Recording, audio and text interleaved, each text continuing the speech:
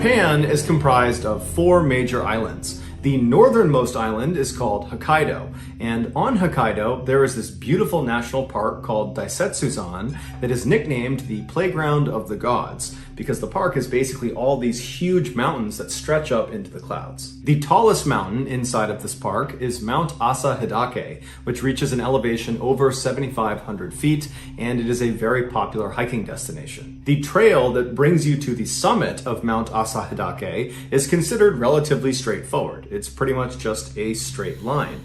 But there is one very tricky spot.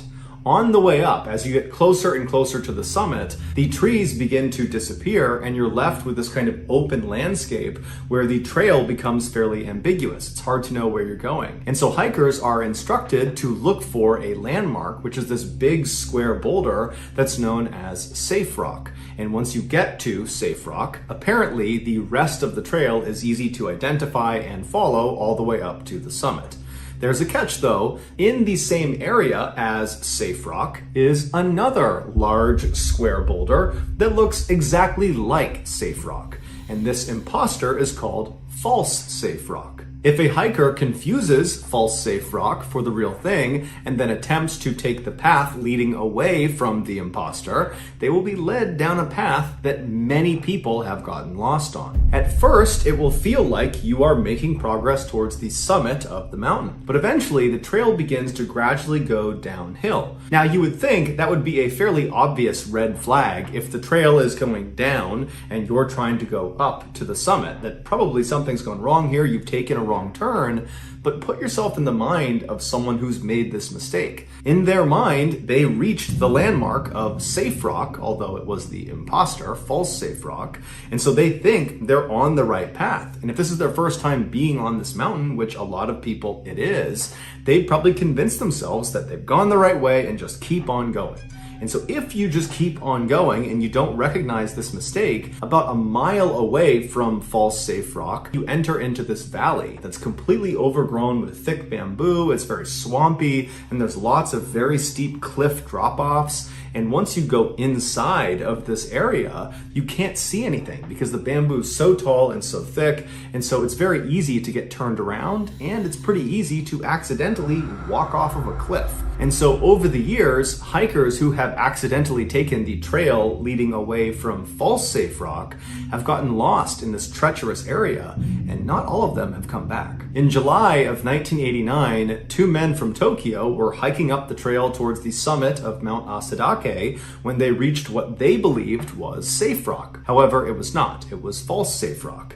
And so when they followed the trail leading away from False Safe Rock, it was not long before they were lost in that valley overgrown with bamboo. That night, when these 2 men did not come home, their friends and family called the police, and a search was launched for them. Over the first couple of days, there was no luck. They could not find these 2 guys. They had no idea where they had gone. They looked all over this swampy area, thinking that's where they might be, but they couldn't find them. But then on July 24th, a helicopter was flying over the mountain over an area that had not really been thoroughly searched. It was just to the east of that valley with all the bamboo where they expected them to be. And this helicopter pilot, as he went around a corner, he got a view down to the midsection of the mountain, and he saw this big, wide open clearing. And right in the middle of this clearing are 3 huge letters. They are spelled using birch logs, and the 3 letters are S.O.S. S.O.S is an international code used to signal extreme distress. People who go missing or who get stranded somewhere, they will try to spell the 3 letters, S.O.S, as big as they possibly can, and then they will camp out near their signal in hopes that someone will see it and then come and rescue them. This helicopter pilot that's seen this distress signal immediately flew over the letters, expecting to look down and see the 2 missing hikers from Tokyo. But when he was hovering over the S.O.S and he's looking down, there was no one there, despite the fact that this was a wide open area. They are not in the bamboo valley anymore. But either way, he signaled to the rest of the search party that he had found their SOS signal, and before long, more helicopters and search teams were brought over to that area. And then several hours later, a search team that was on the ground, who was walking about 2 miles north of this SOS signal, saw these two very haggard-looking guys come out of the bamboo brush, and they come walking up towards them, and it turns out it was the missing men from Tokyo.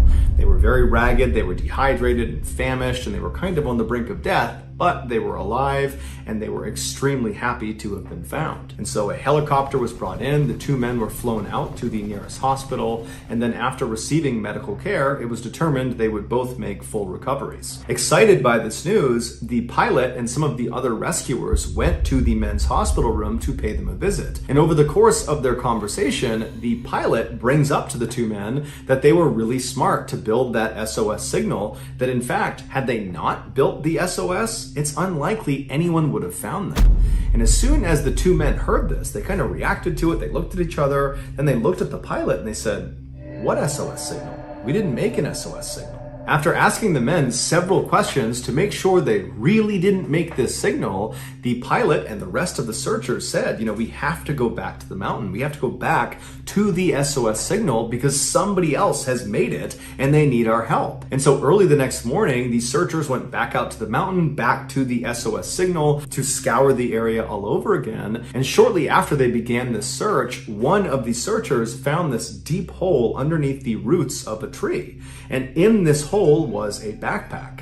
And in this backpack, amongst other things, was a driver's license and an audio recorder. The license belonged to a 25-year-old Japanese man named Kenji Iwamura, who 5 years earlier had been staying at a lodge near the mountain, and one day he had left, and on his way out, he had told the owner of this lodge that he was going for a hike to the summit of Mount Asadake. A couple of days later, when Kenji was supposed to check out of the lodge, he didn't, and so the owner went to his room, he knocked, but there was no answer, and so the owner used his master key, he opened the door, and when he looked inside, there was no Kenji, but all of his belongings were still there. And so the owner thought that was odd because the last time he saw him, he was going out for this hike, and so he put two and two together and thought, you know what, I think this guy's in trouble. So he called the police and reported him missing. A search is launched for Kenji, but Kenji was never found, and so there was always this mystery about what happened to him. Fast forward back to 1989, and these searchers are looking at this backpack, they've just looked at this license,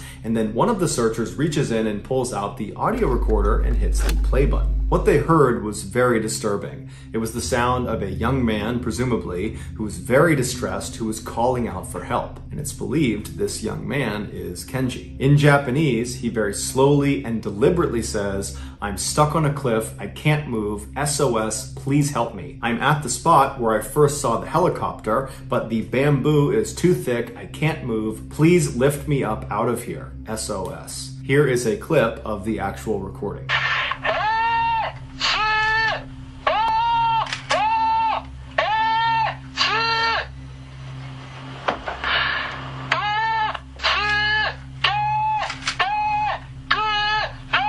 At this point, it seemed fairly obvious to police that based on the proximity of the backpack to the SOS letters and the fact that the recording, which was in the backpack, had Kenji literally saying SOS. He says this on the recording, that Kenji must have been the one who built this SOS sign. He must have built it back in 1984 when he got lost.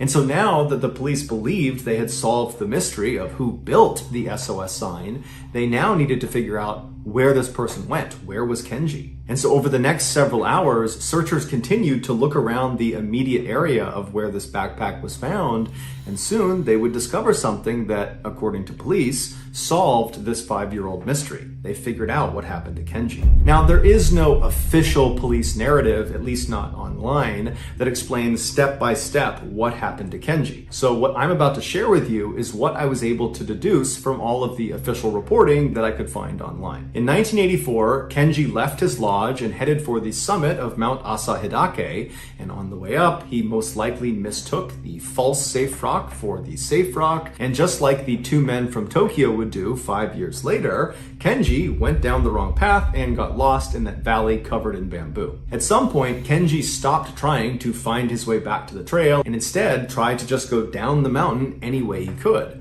And so as he's making his way through this very thick vegetation and this bamboo, he eventually gets to a point where he lowers himself down over this ledge and he lands on this cliff. And as soon as he lands, he looks over the edge and he realizes he can't go any farther. It's too steep, it's too dangerous. But when he turns around to try to climb back up, it's also too steep. So he was trapped on this ledge. And so there on this cliff ledge, he sits and waits, hoping that someone has reported him missing and they will come and find him before he dies. And at some point, as he's sitting there waiting, a helicopter flies overhead. And Kenji most likely was elated. He probably believed they saw him and he thought he was going to get rescued, but the helicopter would eventually just fly away, giving no indication of whether they had actually seen Kenji.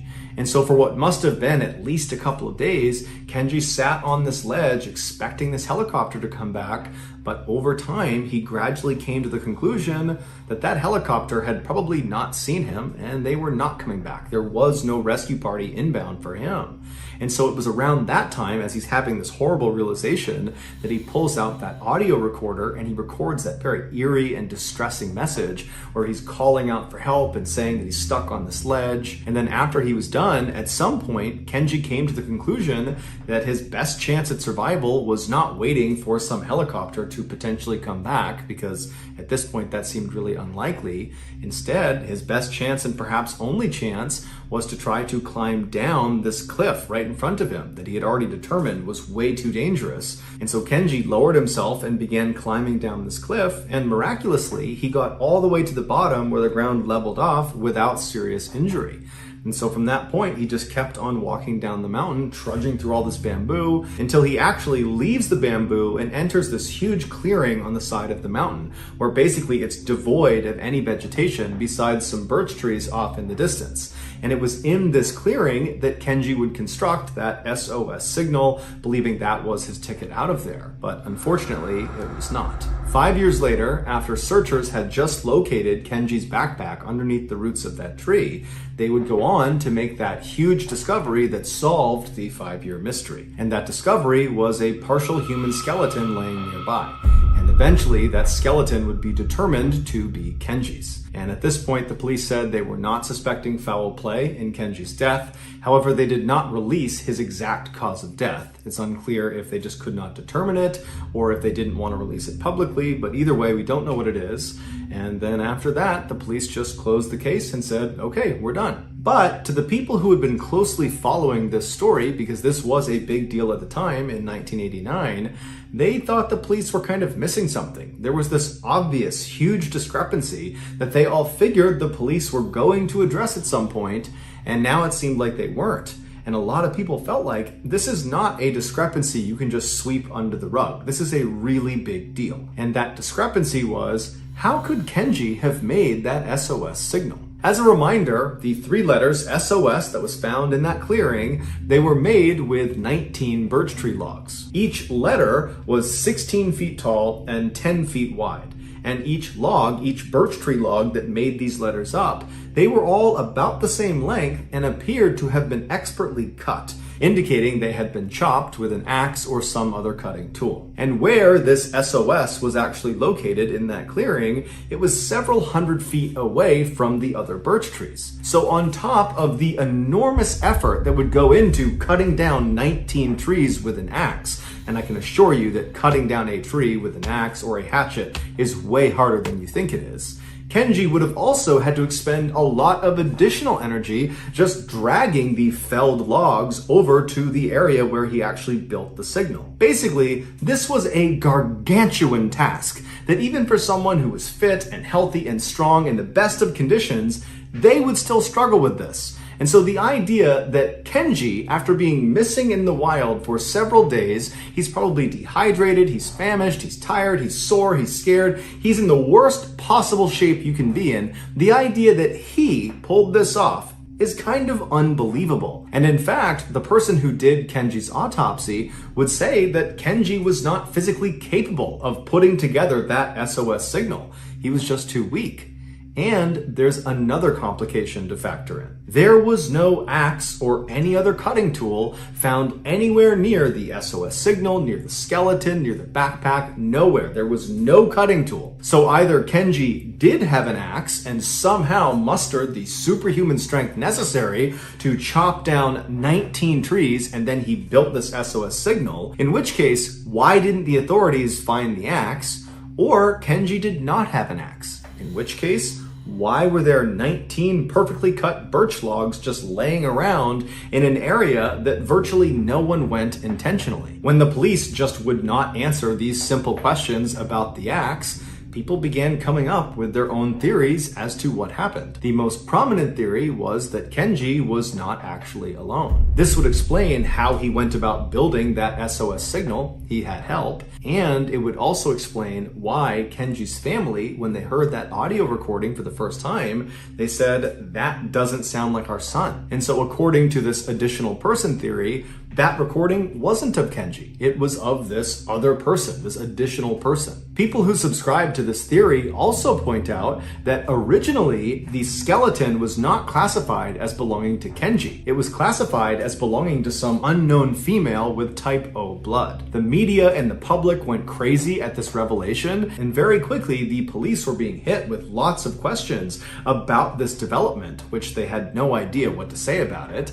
And so they looked kind of bad in the media. They didn't have very many answers. They didn't have any leads. The pressure was building. And then all of a sudden the police say, oh, we looked at the bones again, and it turns out they were not type O blood female. They were actually type A blood male, which conveniently is the same sex and blood type as Kenji. Some say this was a pure fabrication by police to very conveniently tie up all the loose ends of a case they were doing a very bad job solving, that in reality, those were not Kenji's bones. Kenji's still somewhere out there. We haven't found him yet. And those bones belong to some unknown female with type O blood. And she was the additional person. But the reality is, even if this additional person theory is plausible, it's highly unlikely it will ever be looked at seriously by authorities, because at this point, the case is considered closed. So as of now, the only thing we can all say with certainty is that an SOS sign on the side of this mountain saved the lives of 2 men from Tokyo in 1989. But exactly who the sign builder or builders were, and then what happened to them, still remains a mystery for many people. So that's gonna do it, guys. In the spring of 2007, 16-year-old Lily Kim sat in her school's auditorium watching the annual talent show. She clapped when the lights came up on her friend Joy Summers, who was dressed in a white tutu. Lily turned to Joy's mom, Frances, who was sitting beside her and beaming with pride. Joy was a classically trained dancer. She'd been performing her entire life, and Lily had almost always been in the audience, cheering on her best friend. She loved watching Joy perform, and she knew that Joy loved being on stage. When the music started, it was like Joy came to life. Lily sat on the edge of her chair, watching Joy turn pirouette after pirouette, then leap into a graceful midair split. The whole audience broke into applause, even though the music was still playing. Lily watched excitedly as her friend moved towards the lip of the stage, preparing for her biggest move of the whole performance. But right as Joy was about to rise up on the tips of her toes to begin this maneuver, she seemed to just freeze. It was like Joy was suddenly suspended, like time had stopped on stage. Lily leaned forward, searching her friend's face for some sign of what was going on. But Joy just stood there, flat-footed, looking at the floor like she couldn't remember how she got on stage in the first place. Lily and Joy's mom exchanged worried glances. Over the past few years, Joy had frozen up like this a few other times. She just suddenly stopped whatever she was doing and stared off blankly into space. But it had never happened while she was performing on stage. Lily felt so bad she was about to jump out of her seat and run to her friend, but before she could, Joy's mother had already gotten up and begun moving down the row of seats towards the center aisle. Lily started to hear the murmurs filling the auditorium over Joy's music, which was still playing. Some people clearly seemed worried, like something might be wrong, but others were obviously mocking the ballerina who couldn't seem to remember her dance. And their mean comments made Lily's blood boil. Lily watched helplessly as Joy's mother walked up the aisle to the edge of the stage where Joy still stood, motionless. Frances began tapping Joy's foot until Joy finally looked down at her and seemed to snap out of whatever had made her freeze. When she did, a mixture of applause and laughter filled the auditorium as Frances pointed her daughter toward the side curtains, and Joy quickly hurried off stage. A few days later, Lily sat next to Joy in history class, taking notes as their teacher peppered the students with questions. Lily was a bit nervous. Normally, she and Joy studied history together, and Lily could rely on her friend to figure out the more challenging parts of the lesson. But after what had happened at the talent show, Joy had not been in the mood to get together. And now, it seemed like Joy wasn't paying any attention at all. Normally, she would closely follow along and raise her hand to answer questions. But now, she was just sitting there, staring blankly, like she was totally zoned out. And then, when the teacher actually called on Joy to read a passage from the textbook, Joy just sat there saying nothing. Lily could see her friend was having another freezing spell, and so quickly she reached over and tapped Joy on the shoulder, trying to shake her out of it the same way Joy's mom had done at the talent show. And after a few seconds, it worked. Joy shook her head like she was just getting startled out of her sleep and couldn't remember where she was. Lily quietly showed Joy the spot in the textbook where they were. Joy nodded and began reading out loud. Except Joy's speech was slow, and she stumbled over easy words and stuttered. But Joy was an honors student, and she had never had trouble reading aloud before. Lily gave Joy a sidelong glance. Something was clearly wrong here. But when Joy didn't seem to react to Lily's stare, Lily just looked up at the teacher as if to say, "Please, call on somebody else." Finally, after what felt like an eternity, the teacher asked Joy if maybe she wanted to stop and step out of the room for a minute and get some air. Joy nodded, and as she got up, the teacher called on Lily to start reading. Lily picked up where Joy had left off, and as she did, out of the corner of her eye, she watched her dazed-looking friend leave the classroom. Joy didn't return for the last 15 minutes of class. So when class ended, Lily packed up Joy's belongings and went to go find her. Lily left the classroom and walked down the locker-lined hallway, but didn't see Joy anywhere. But then, up ahead, she saw two girls exiting the bathroom, snickering at something they had just seen. Lily picked up her pace and at the same time felt a sinking feeling in her stomach. She knew these girls could be laughing about Joy. Lily opened up the bathroom door, and sure enough, there was Joy. She was standing at the paper towel dispenser with a massive wad of paper towels bunched in her hand, and more paper littered the floor all around her feet. Joy had been methodically ripping paper towel after paper towel out of the dispenser and just throwing them on the ground like she had no idea what she was doing. But what really scared Lily was actually Joy's expression as she did this. She was completely blank-faced. She was just staring at the wall and pulling out paper towels over and over again, seemingly unaware that anybody else was in the bathroom. Lily didn't know what to do. It was like her friend was possessed or something. She walked over and tapped Joy on the shoulder like she'd done in class, but this time, Joy didn't seem to even notice. It was chilling. Whatever was going on with Joy, Lily knew it was more than just zoning out. A couple seconds later, Joy did snap out of it, and as soon as she did, she couldn't remember any of it. It was like her memory had gone completely blank.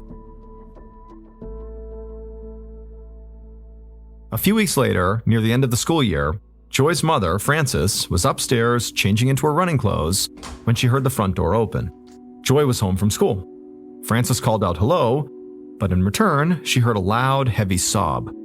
It startled Frances. She ran downstairs to find Joy in the kitchen, sitting at the table and crying into her hands. Joy began unloading to her mother. School used to be easy and fun for her, but now it was miserable. She'd failed another exam, and she was in danger of flunking some of her classes. Plus, other students were starting to make fun of her for these weird zoning out spells she was having. By the time Joy had ran out of tears and breath, all Frances could do was hug her daughter. She was shocked. She didn't realize that Joy had been zoning out so much at school, or that she was struggling in school. Frances almost felt mad at herself for not seeing how bad things had gotten. And so she decided she would make an appointment with the school and talk to some of Joy's teachers before summer vacation started. She needed a clearer picture of what was going on. The following week, Frances sat at a small conference table at Joy's school. A few of Joy's teachers were sitting there too, along with the school psychologist. Frances recognized a few of the people from parent-teacher conferences, where they had all told her that Joy was a pleasure to have in class. And deep down, Frances hoped they'd just say the same thing now. She wanted them to assure her that Joy was doing fine, that her recent behavior was just normal teenage mood swings. But that didn't happen. Joy's AP biology teacher told Frances that Joy was struggling, academically and socially, and her behavior was alarming to the staff, who knew Joy as a bright, engaging student. She wasn't keeping up with her work and never participated in class anymore. She seemed overwhelmed a lot of the time. It was almost like she was shutting down. The other teachers around the table just nodded their heads solemnly. Joy's history teacher eventually chimed in, saying that Joy was actually struggling just to read out loud, and that it was really alarming to hear an honors student struggle to sound out common two-syllable words. Frances was so shocked by what Joy's teachers were telling her that she struggled to say anything in response. That's when the psychologist suggested that maybe Joy's struggles were not really academic. Maybe they were more psychological, and Joy would benefit from therapy. However, Frances was skeptical. She didn't think that counseling would necessarily fix Joy's problem. Whatever was happening to her daughter appeared to be more of a physical issue than a psychological one. By the time Frances left the meeting at the school, she decided to take Joy to see a doctor who could help figure out what was going on. Several months later, in the fall of 2007, Frances sat beside her daughter in their dining room having dinner. For dessert, they enjoyed some leftover cake from Joy's birthday the week before. It had been a quiet affair. Last year, for her sweet 16, Joy threw a big party with all her friends. But this year, they had just celebrated with one friend, Lily, who'd been the only friend to stick by Joy since her freezing episodes had started last spring. After Frances had had that meeting with Joy's teachers, she had taken her daughter to see a doctor. Specifically, she had taken her to a psychoneurologist, which is a doctor who specializes in the relationship between the physical state of the brain and how it affects human behavior. And that doctor, to start with, had given Joy a standard test to measure intellectual ability. And the results were surprising. Although Joy was having issues with memory and with language while she was in school, the test results showed only minimal impairment in those categories. So the mother and daughter had gone home without any real answers. But the psychoneurologist reassured them that it did not seem like Joy was dealing with anything really dangerous, such as brain cancer. However, over the course of that summer, Joy's behavior had grown even stranger. Her staring spells had gotten longer, and they were happening more frequently, and she developed an even more disruptive behavior: uncontrollable laughter. Joy would just start laughing out loud for no reason, and she would have no idea what triggered it. And then one evening, after Frances came home from a workout class, she found Joy in the kitchen, and she just looked different. It took Frances a moment to realize why. The right side of her daughter's face was drooping, like she'd lost all muscle control on that side of her face. Frances knew that a drooping face is a telltale sign of a stroke, and so immediately she brought Joy to the hospital, but a stroke was ruled out.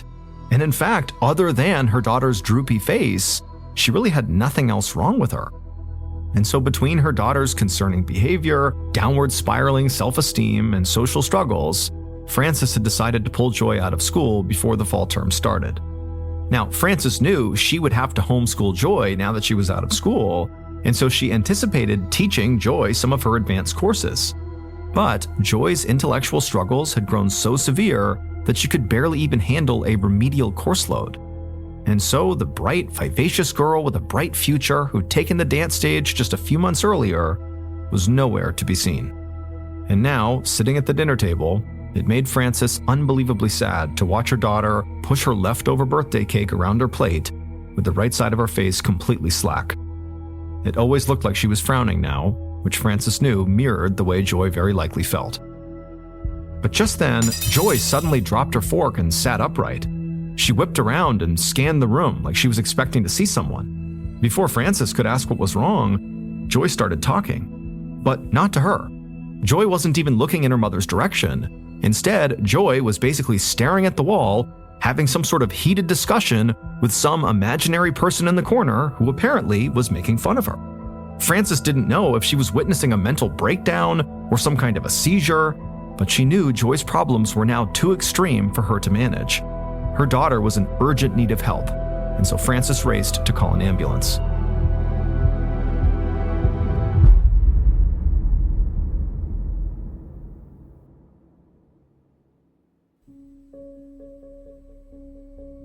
After the ambulance brought Joy to the hospital, the next few weeks passed by in a blur. Upon arriving, Joy was admitted to the hospital for testing to figure out what was causing her delusions. It took a few days, but Joy's doctors finally diagnosed her with schizophrenia, a serious mental health condition that can cause hallucinations, delusions, and disorganized thinking and behavior.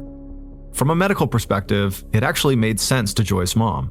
The doctors explained that schizophrenia often manifests around this time in people's lives, as older teenagers or young adults.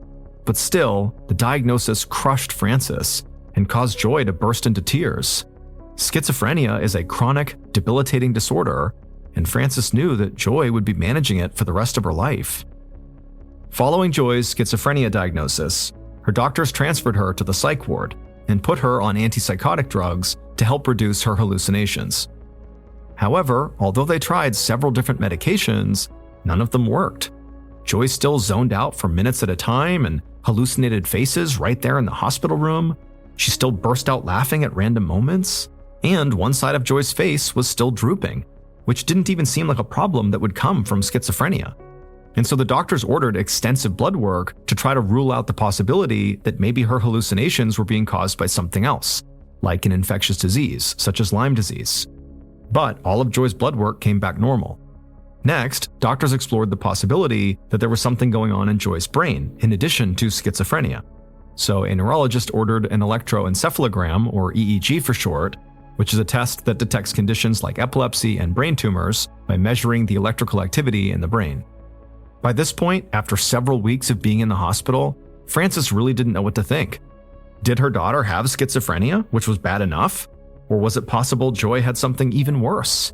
Frances was just so anxious about her daughter. But the EEG didn't provide any answers either. When the doctor came back with the results, they were completely normal.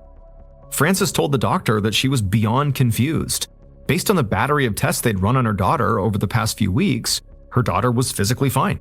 Her brain activity was normal. And so Frances was beginning to doubt that Joy even had schizophrenia, especially since none of the antipsychotic drugs had made any difference. It just sort of felt like there had been weeks of hospitalization here, and nobody has a clue what's going on, and Joy's condition was completely unchanged. So what was the plan here? The doctor nodded sympathetically to Frances, but then told Frances that the plan was they were going to commit Joy to the hospital indefinitely until they could figure out what was actually going on. Instinctively, Frances stepped in front of her daughter. It was like something had snapped inside of Frances. There was just no way she was going to let her daughter just languish here indefinitely. And so she told the doctor no, and then turned to Joy, who looked terrified, and she assured her daughter that nobody was keeping her in a psych ward against her will. The doctor's face was stern as she asked Frances to reconsider, but Frances put her foot down. If they didn't have answers by the end of this week, she was taking Joy back home. About 6 months later, in May of 2008, Frances finished setting the table for dinner. Joy was already seated, staring at the dining room wall. Frances fixed Joy a plate of food and slid it over to her daughter, knowing that Joy very likely wouldn't even eat a single bite. Joy was in one of her freezing spells that seemed to go on forever these days. Over the last 6 months that Joy had been home from the hospital, her condition had not improved. But Joy was lucky to be home at all. A week after Frances had rejected that doctor's advice, she'd found out that the doctor was planning to take Joy's case to probate court to try to force Joy to remain in the psych ward. Frances had to bring a lawyer to the hospital to get the doctor to back down. The entire incident still made Frances sick to think about. And Frances was especially angry because the hospital doctors never even agreed on what was actually wrong with Joy. Her neurologist believed it was a psychiatric issue, even though the schizophrenia medication hadn't helped.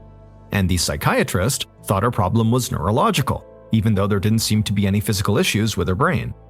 It broke Frances's heart to see her daughter like this.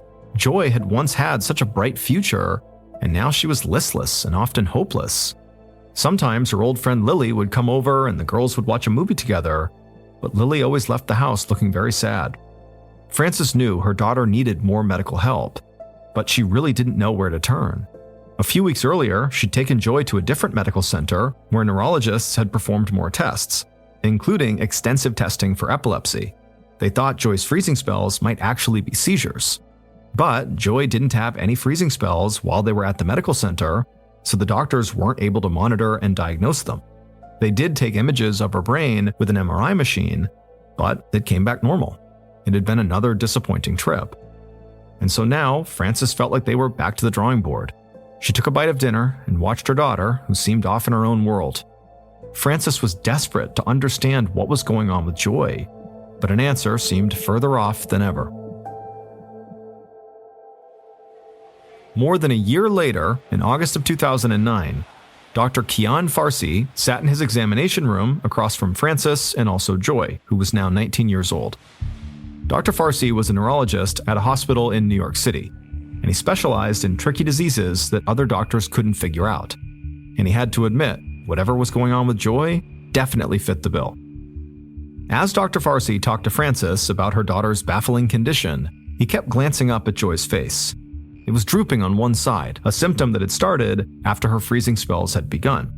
And while the freezing spells had sort of become the thing Joy and her mother most focused on when talking about her symptoms, to Dr. Farsi, the symptom that stood out the most and likely was the most consequential was actually the drooping face. And so Dr. Farsi asked Frances and Joy if anybody else in their family suffered from schizophrenia or another mental illness. And Frances said no, which confirmed Dr. Farsi's suspicion. He told Frances and Joy that Joy's quick deterioration was uncommon for patients with schizophrenia. Also, facial drooping is uncommon in schizophrenics. To him, facial drooping was evidence that Joy's problems were physical, not a sign of mental illness. Frances frowned and shook her head. She told Dr. Farsi that Joy had already been given an MRI and an EEG, and neither showed that there was anything wrong with her brain physically. The doctor knew this, but told Frances he had a theory. He thought that Joy may have suffered neurological damage that causes a particular kind of inflammation in her brain.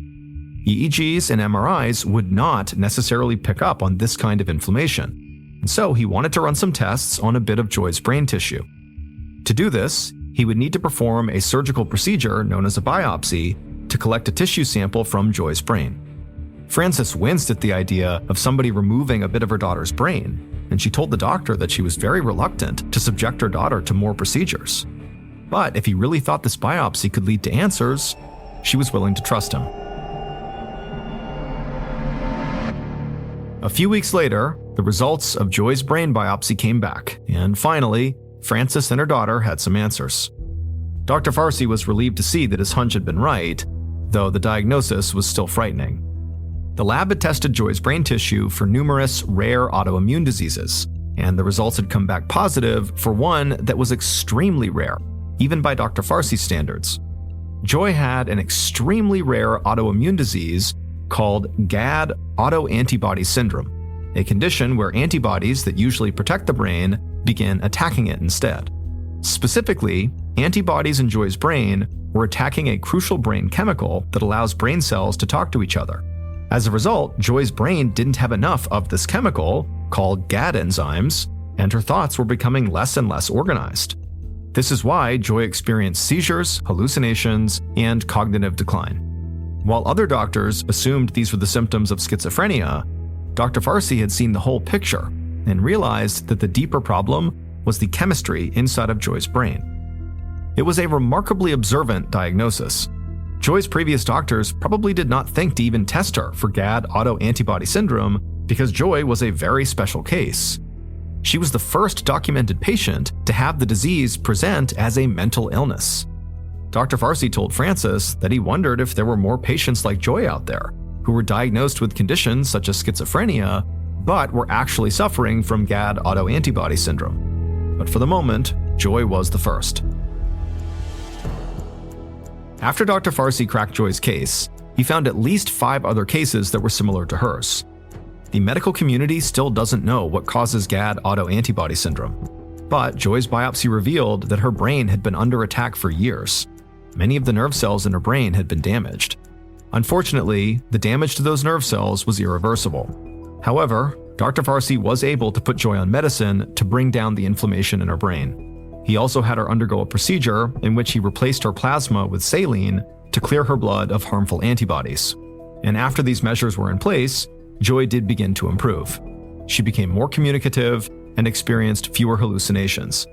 While she'll never regain the cognitive function she lost, Dr. Farsi's treatment plan has kept her from further decline and saved her from what he called a death sentence while still alive.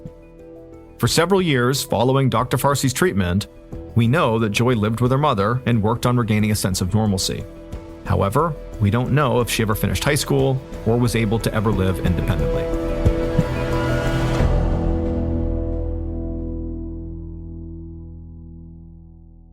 Around 9:30 a.m. on June 16, 2010, a 29-year-old woman named Linnell Barsock lay in bed in her house in Palmdale, California. It was a Wednesday, and Linnell had the day off from her job at a health center in Los Angeles. But she didn't really have time to relax, because she was also a college student. She was working on becoming a registered nurse, and she knew she had to get up and go study, but she just didn't feel like it. Plus, she could hear her boyfriend Lewis moving around in the kitchen downstairs, and just knowing Lewis was down there was another reason to stay put. So Linnell and Lewis had been together for about 4 years. They'd met in college and immediately hit it off.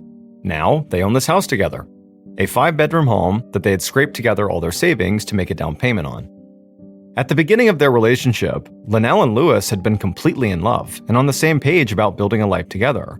But over time, Lewis had become this incredibly jealous and possessive person that was just really volatile, and it really just kind of scared Linnell and was beginning to drive her away. And then, just a few months ago, they'd gotten into this huge screaming fight when he had heard her talking to another guy on the phone. That fight had gotten so bad that she had tried to drive away, but Lewis had literally chased her in his truck, which led to both of them crashing. Even now, as she laid in bed months later, Linnell still felt traumatized by that whole thing. They had eventually made up, but it was hard to look at Lewis in the same way.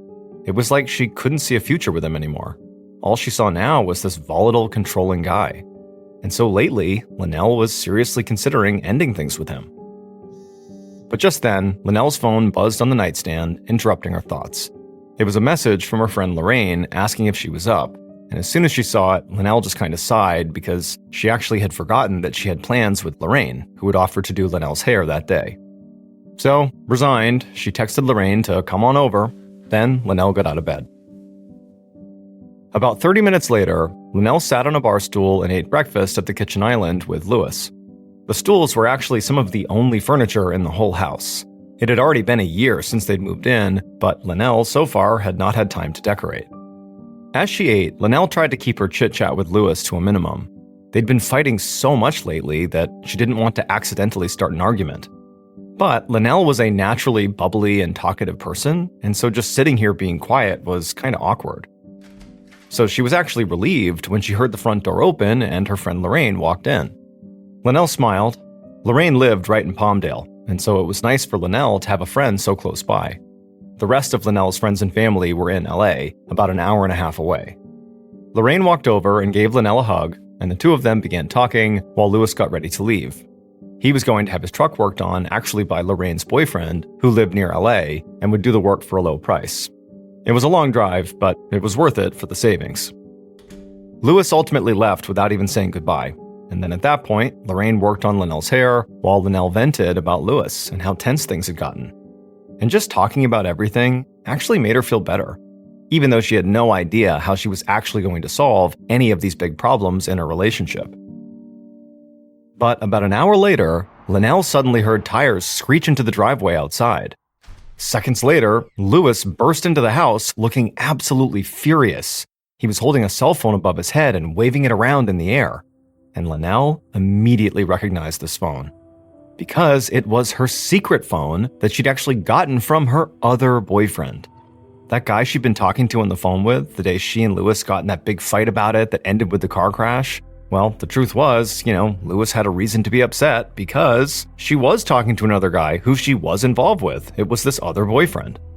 That other boyfriend's name was Ike, and Linnell had met him about 4 months ago on a dating website. Both of them were seeking careers in nursing, and they had a ton in common. Ike was also way calmer, more successful, and more motivated than Lewis. He lived over 300 miles away in Northern California, but whenever he had time off and Lewis wasn't home, he came down to Palmdale to see Linnell.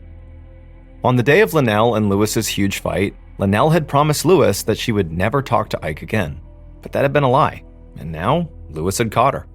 And so Louis started yelling, demanding to know if Linnell was still cheating on him, and Linnell felt her heart start racing. The last time Louis had gotten like this, their fight ended with a literal car crash. She didn't want that to happen again, so she decided the best way to handle this was to just remove herself from this situation. So she just walked over and grabbed the secret phone out of Louis's hand and then ran out the door with Lorraine while Louis kept on screaming at her. Linnell and Lorraine jumped into Linnell's car and sped out of the neighborhood. Linnell couldn't stop shaking because she knew Louis was furious and she didn't really know what was going to happen next. And so she and Lorraine decided that they would just go kill some time by going to a beauty store to get some more products, and hopefully by the time they got home, Louis would be gone. The two of them got to the store around noon. Linnell and Lorraine went inside, and Linnell walked around the aisles grabbing products. Her heart was still hammering in her chest, and when she checked out at the counter, she found herself just staring into space, trying her best to, not think about Louis, but she couldn't help herself. But by the time she actually had her products paid for and put in a bag, she was starting to calm down just a little bit. Then she headed outside with Lorraine. However, as soon as she stepped out of the shop, she gasped, because right there on the sidewalk was Louis. He was waiting for her. Louis demanded to know if she was still seeing Ike, and at first, Linnell was just super defensive, like she always was when they fought. But as Louis continued to rant and accuse her, her head just started to pound, and then suddenly, it was like all of her fear and stress about this relationship just disappeared. This weird sense of calm came over her, and she knew this was it. This was the last straw. She was done, and she just wanted Louis out of her life. So she exhaled, handed Louis her second phone, and then just stormed back over to the car with Lorraine.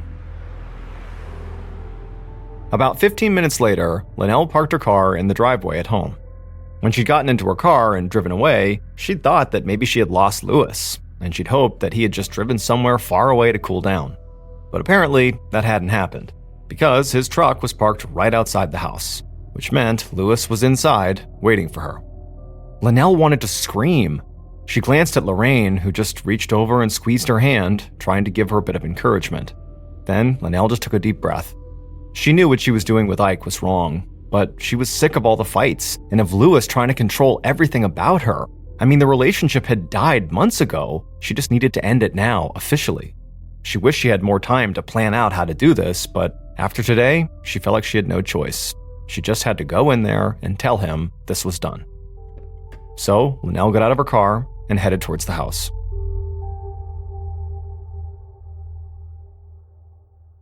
Over 6 hours later, around 6:45 p.m., Linnell's friend Lorraine was staring down at her silent cell phone and starting to feel nervous. Linnell hadn't called her after whatever final fight she had had with Louis, and Lorraine had a bad feeling about the whole thing. She knew that Louis and Linnell's fights had the possibility of getting completely out of hand. I mean, they had before. So now, Lorraine was back at Linnell's house, just making sure her friend was okay. But as she walked through the living room, she noticed their house was unnaturally quiet. Louis was not there, and it didn't seem like Linnell was there either. That morning, Lorraine had been afraid, when Louis was chasing them all around town, and now she was starting to get that same nervous sense that maybe Louis was nearby, about to spring out at her. But she told herself to just settle down and focus. However, when she passed by the laundry room, she felt this wave of panic so intense come over her that she had to grasp the wall just to steady herself. Because there, on the laundry room floor, was a pile of bloody towels.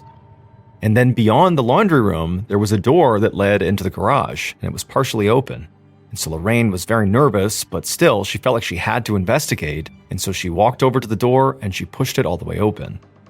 Now, it was dark in the garage, so she couldn't see much, and so she just stepped forward, and when she did, she stepped onto this plastic bag that was slick, and it caused her to trip and fall to the ground.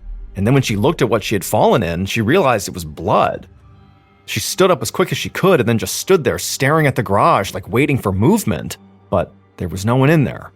And then as her eyes slowly adjusted, she saw Linnell's car. It had been backed into the garage and was now sitting there with its trunk open, and when she looked at the ground by its back wheels, she saw something sticking out from behind the car. And the longer she stared at it, the more the image clarified. It was a pair of feet. At this point, Lorraine turned and ran. A few minutes later, Lorraine sped into the parking lot at the Palmdale Sheriff's Department. Once she parked, she stumbled out of her car and began running towards the front doors. Once she got inside, she charged up to the employee at the front desk and just started yelling about how there was blood, so much blood, and how she had slipped in it when she tried to find her friend, and her friend was just lying there, and she knew she wasn't making a lot of sense, but it was like it was impossible to think. Finally, though, she was able to calm down enough that she just blurted out, "My friend Linnell was murdered."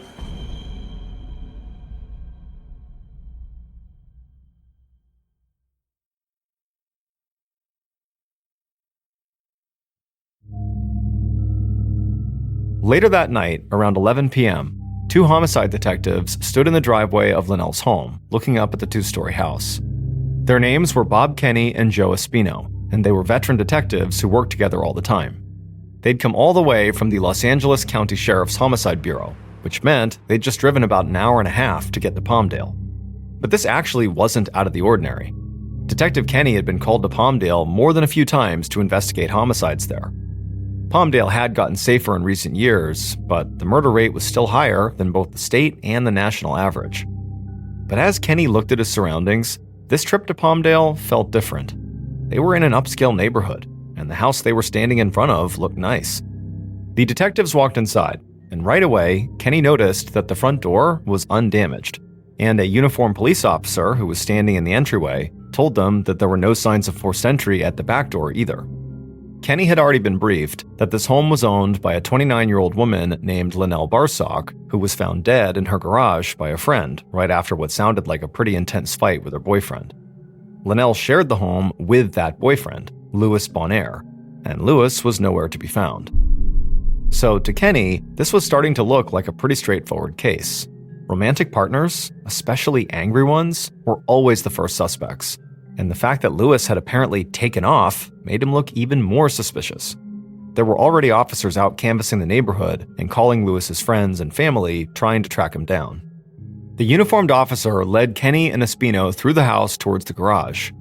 As they walked, Kenny noted the strange emptiness of all the rooms. Some didn't even have furniture in them.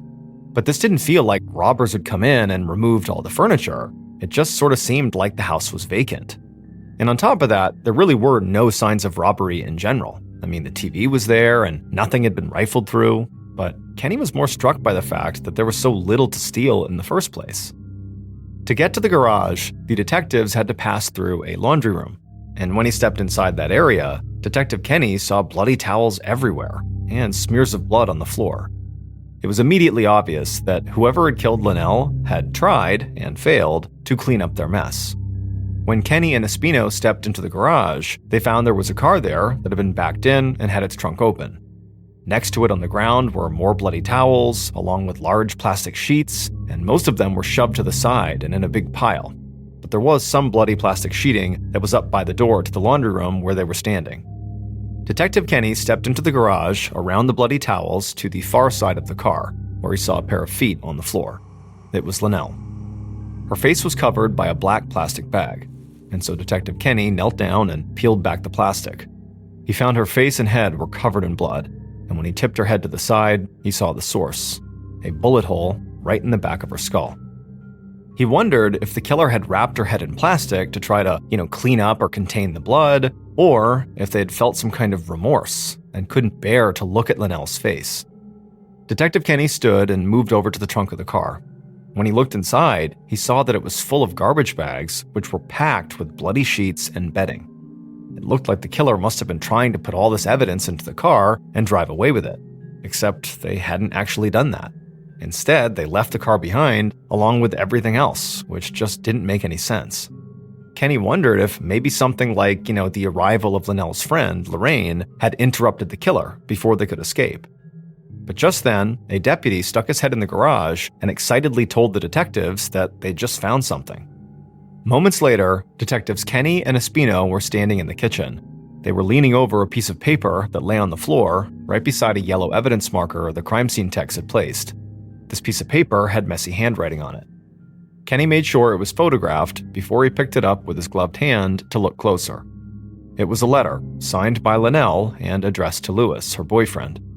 The letter said she was leaving him for her other boyfriend, Ike. At this, Kenny raised his eyebrows.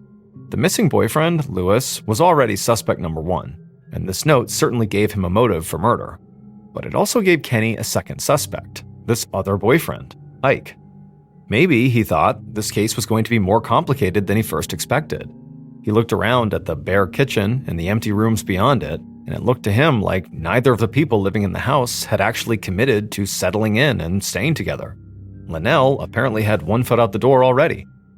As he read the note one more time, Kenny wondered what other secrets his victim might have been keeping.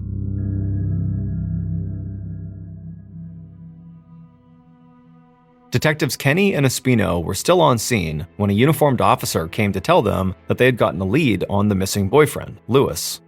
Apparently, he had gone to Los Angeles, and he often stayed at Linnell's mom's house when he was there, since the drive back to Palmdale was so long. It was the middle of the night by this point, but that didn't matter. Kenny dispatched an LA police officer to wait outside of Linnell's mother's house as backup, and then he dialed the phone number for Linnell's mom.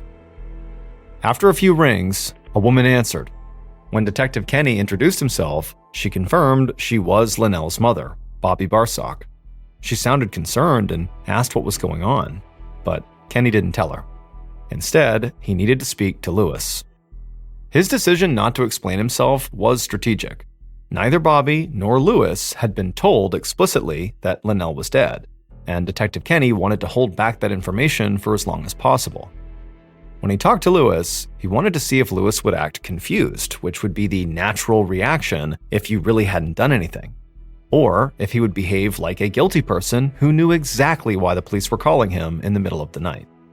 Detective Kenny heard Bobby hand over the phone, and then a man came on the line and said he was Lewis. And right away, Lewis said, "This is about Linnell." When Kenny finished the phone call a few minutes later, he was feeling good, because now he had a definite number 1 suspect. Lewis had brought up Linnell without being told she was dead, and then he had been surprisingly cooperative when Kenny responded by giving him no information at all and just told him to go outside and get into the squad car in front of the house that's waiting for him. To Kenny, it seemed like Lewis had been waiting for this call, and maybe even feeling guilty. He thought of the plastic that had been pulled over Linnell's face, like whoever had killed her couldn't bear to look at what they had done. After Kenny had told Lewis over the phone to go get into the squad car, he had spoken to Linnell's mom, Bobby Barsock, again. And when he told her that her daughter was dead, Bobby just wailed in anguish into the phone. And then eventually, she told Kenny how controlling and jealous Lewis was, and she said she was coming to the sheriff's department to talk to them too. It would take more than an hour and a half for Lewis and Bobby to get to Palmdale, but that was fine by Kenny. He and his partner still needed to go talk to their first eyewitness, the friend, Lorraine, who had reported the murder in the first place, who was waiting for them at the sheriff's department. Around 6 a.m., Detectives Kenny and Espino walked through the same sheriff's department doors that Lorraine had burst through 11 hours earlier, saying that she had found her friend dead. Lorraine had already told her story to uniformed officers, but Kenny wanted to hear her story directly. He had read her statement, and it was clear that she had been in a state of pure panic when she had first arrived at the department. When Kenny and his partner walked into the interview room and sat down across from Lorraine, Kenny thought she seemed a lot calmer than her statement made her out to be, although she did still have blood on her clothes and looked exhausted and clearly shaken up. He started slowly, with general questions about her relationship to Linnell. Lorraine said they were really good friends, and they hung out a few times a week since they lived so close to each other. Then she went over what had happened the day before, how she'd gone to Linnell's that morning to do her hair, but then Linnell and Lewis had gotten into a big fight, and Lewis, had ended up chasing them all around town. Lorraine said that she and Linnell had gone back to Linnell's house at about 12:30 p.m., and Lewis was there waiting for them. She said that she decided to leave and give the couple some space. Lorraine said the couple's fighting was typical, and that whole relationship honestly was toxic. But this fight in particular did seem worse, because Linnell was cheating on Lewis with a man named Ike, and Lewis had found out about it. Kenny and Espino looked at each other. This information lined up exactly with that letter they had found at the scene. Lorraine said after she had left Linnell's, she had gone to a nearby park, and there she just waited to hear from Linnell. But by early evening, she still had not heard, and she was starting to get worried. So around 6:45 p.m., she went back to Linnell's to make sure her friend was okay, and that's when she found Linnell's body. As Lorraine told this part of the story, Her calm affect changed, and she became much more emotional. Lorraine looked down at her stained clothes and just began to cry. Detective Kenny pushed a box of tissues across the table. He felt for Lorraine because no matter what, it was a trauma she would carry for the rest of her life to have found her friend dead. But there was one thing about her story that just kind of didn't sit right. And that was Lorraine's claim that she had been sitting in the park for 5 hours, just waiting for her friend to call her back or text her. Kenny wasn't sure he believed that. It had been very hot out all day, almost 90 degrees, and that whole time, Lorraine is just sitting on a bench, people watching, waiting for Linnell the whole time? It just seemed sort of unrealistic. But that was her story, and she hadn't changed it once. And anyways, the crime itself did really seem like textbook domestic violence, and Linnell's boyfriend Lewis was acting like a man with a very guilty conscience. But regardless, at this point, it was obvious to Kenny that Lorraine was no longer in any condition to answer any more questions, so they would just have to talk to her again later. And so he and Detective Espino told Lorraine she could go. And then, when the detectives stepped out of the interview room, an officer was waiting for them. The boyfriend, Louis Bonaire, had arrived.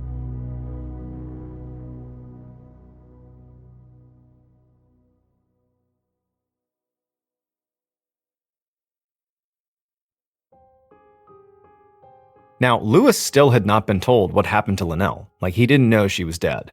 And suspiciously, he had not asked anybody why he had been summoned to the sheriff's department. And he still didn't ask when detectives Kenny and Espino sat down across from him in an interrogation room. As soon as the door closed behind the detectives, they asked Louis about his relationship with Linnell. And right away, Louis launched into a story about Linnell that, as far as Kenny could tell, was full of lies. Louis said he and Linnell had a great relationship and were deeply in love. He said they'd had a couple of minor fights, but nothing that would lead to a breakup. Just normal relationship stuff. And, he said, neither of them was seeing anyone else. Both Kenny and Espino knew this was false, not just because of the letter they found and the things that Lorraine and Bobby had told them, but because they had checked the police record of calls to Linnell and Louis's home and found that at least twice, officers had been called to break up a domestic disturbance that started because Linnell was speaking to another man. The detectives asked Louis to walk them through everything he did on June 16th, the day Linnell was murdered. Louis admitted that he and Linnell had gotten into a fight that morning because he'd found Linnell's secret cell phone. He also admitted to following Linnell and Lorraine around town, trying to get answers from his girlfriend about why she was using this secret phone. But Louis said they had only fought until about 12:40 p.m. At that point, he said he had gone to LA and gotten his truck repaired by Lorraine's boyfriend. He said he'd gotten to Lorraine's boyfriend's place around 2 p.m. and then spent the rest of the day going to auto supply shops in the area to buy car parts. And then after that, around 6 p.m., he'd arrived at Linnell's mother's house for the night.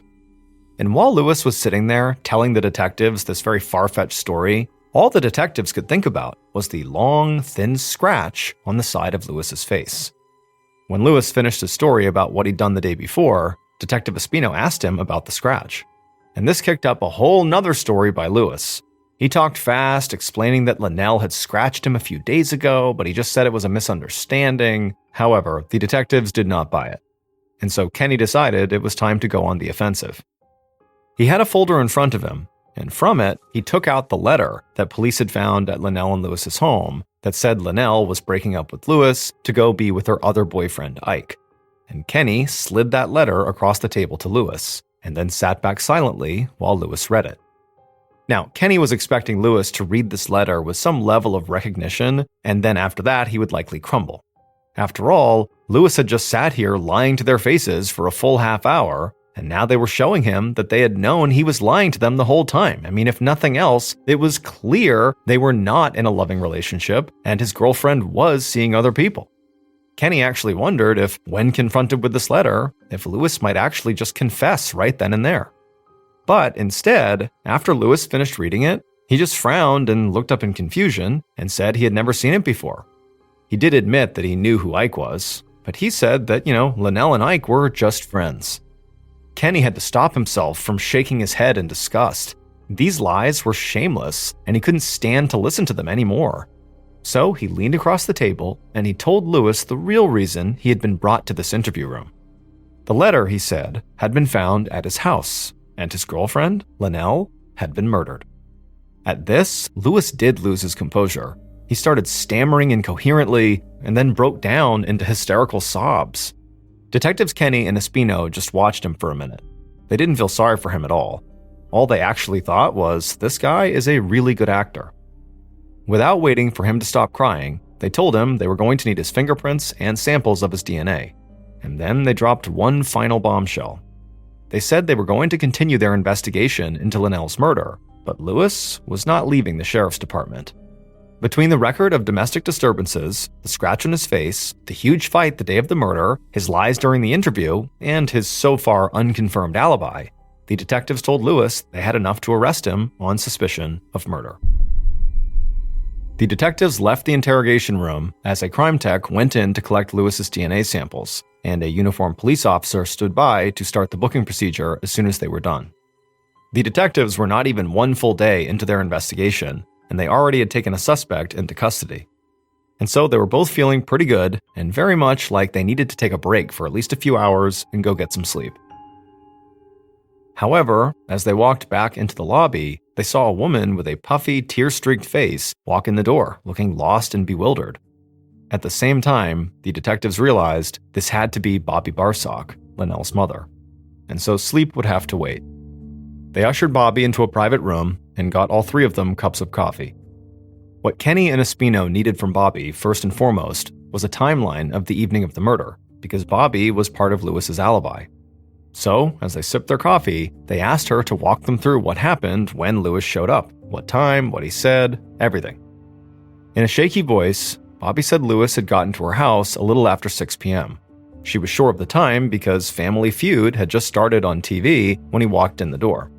Kenny furrowed his eyebrows. This was exactly what Lewis had said, which was a little disappointing because if Lewis had lied about when he got to Bobby's house, it would have made the case simpler. Still, though, this detail didn't mean Lewis was innocent. Linnell had to have been killed sometime between about 12:30 p.m. after she got home from the beauty store and 6:45 p.m. when Lorraine discovered her body. It would have taken Lewis about an hour and a half to drive from Palmdale to Bobby's house, which meant that to arrive by 6, he had to leave no later than about 4:30 p.m. So, Bobby's timeline left Lewis approximately 3 to 4 hours before he had left, when he claimed he was just walking around shopping for car parts, but he actually could have been killing Linnell. But before Detective Kenny could follow that thought any further, Bobby told the detectives that there was something important she had to show them. It was part of the reason she had driven all the way up here. She pulled out her phone, and the detectives leaned forward to look. On the screen, she pulled up a text message. It was from Linnell's other boyfriend, Ike. On the night of the murder, Ike had messaged Bobby to say he spoke to Linnell that day and she sounded scared. He said he was worried that Lewis was going to hurt her.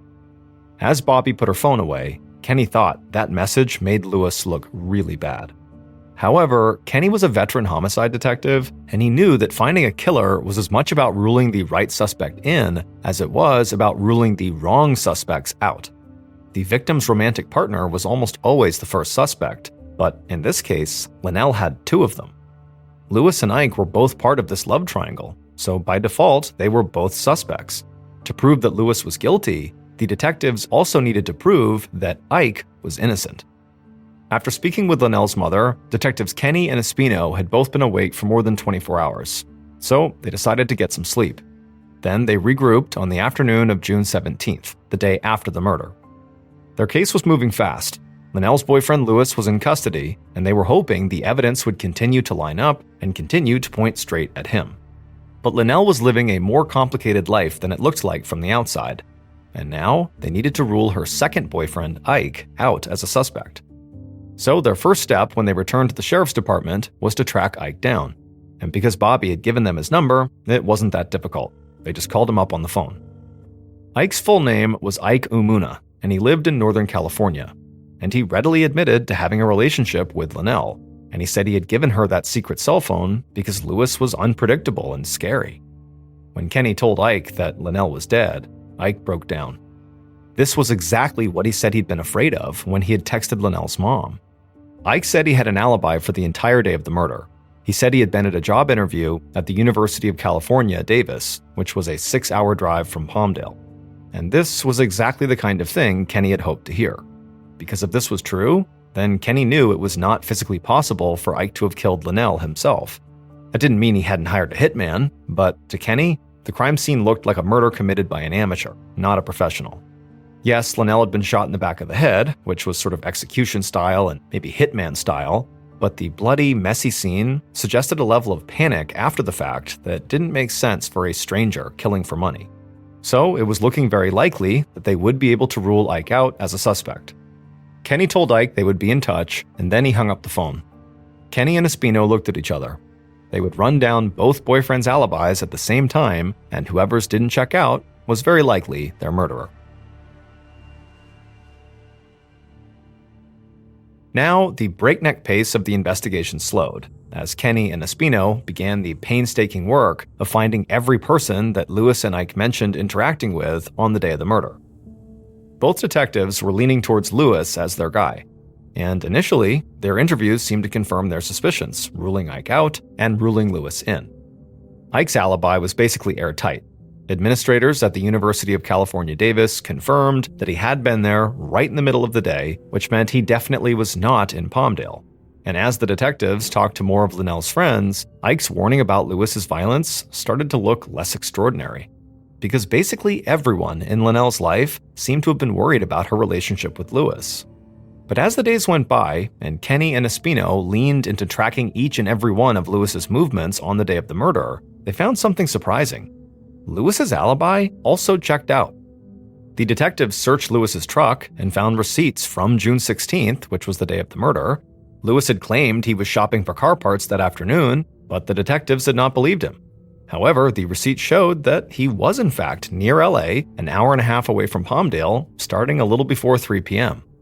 And so suddenly, the window of time that Lewis had to murder Linnell shrunk from around 3 or 4 hours to only about 1 hour. Of course, it was still possible that he killed Linnell in that hour, but when the detectives pulled surveillance footage from the auto shops, they saw Lewis walking calmly through the aisles and paying at the registers. There was no blood, no nervous behavior that would suggest he had just shot and killed his girlfriend. But the final blow to their case against Lewis came when Kenny and Espino tracked down Lorraine's boyfriend, who was the one who actually worked on Lewis's car. He told them that on the day of the murder, Lewis had shown up at his house in LA at 2 p.m. This meant that Lewis had apparently been telling the truth when he said he left his house at 12:40 p.m., which meant Lewis could not have killed Linnell. So, in the middle of July, 1 month after Kenny and Espino had picked up what they thought would be an open and shut murder case, they were forced to release their primary suspect, Lewis, from jail. Now, they were back to square one. Detectives Kenny and Espino could have just waited for the forensic evidence to come back. The crime scene techs had collected so much DNA evidence that it had taken multiple days to process the scene, and would take months to return results. But whoever had killed Linnell had tried and failed to clean it up, and in the process had left fingerprints and maybe even their own DNA behind. But there was something bothering both of the detectives about the timeline they had spent weeks constructing so methodically. They had a precise chronology of the movements of Linnell, Lorraine, Bobby, Lewis, and Ike, as well as all of Linnell's friends and family, but the only thing this chronology really showed was that no one had been able to kill Linnell. So somebody was lying. They just didn't know who. Now, the detectives had already pulled Linnell's phone records from the day she was killed, but now they decided to get new search warrants. They didn't just want suspect and victim phone records anymore. They wanted to know who their witnesses had spoken to, too. It would take the detectives about 4 months to get their hands on all the records they needed. But when they did, everything suddenly made sense. It turned out that Linnell had been keeping one more secret that Kenny and Espino had not been able to uncover, until they discovered a single phone call made at 4:44 p.m. on the day of the murder that explained everything.